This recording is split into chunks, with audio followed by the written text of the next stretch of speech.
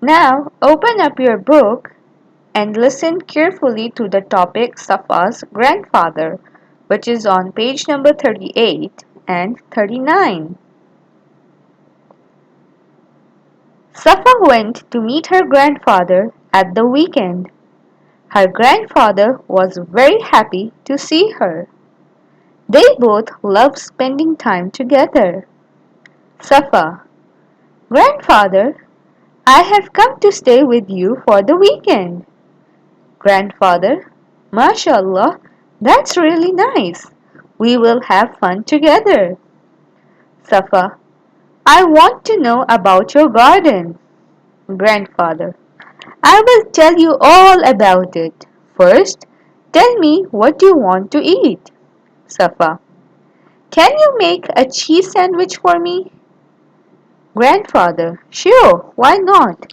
Just give me 5 minutes. I'll be back.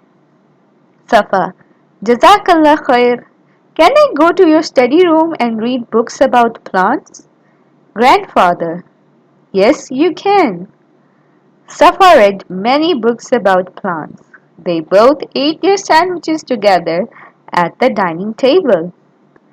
The next day, Safa went to Grandfather's garden. She said, Grandfather, I need some flowers to put into the flower walls.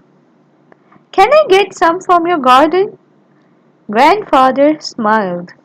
Yes, you can pick some flowers from the flower beds. Now, read the text by yourself once again and note that Safa is making requests to her grandfather while talking to him. When we talk to someone, we make a request if we want to do or ask something. For example, Safa respectfully asks her grandfather, Can I go to your study room? Now let's do an activity. Design a beautiful card for your grandparents. Ask someone in your family for help.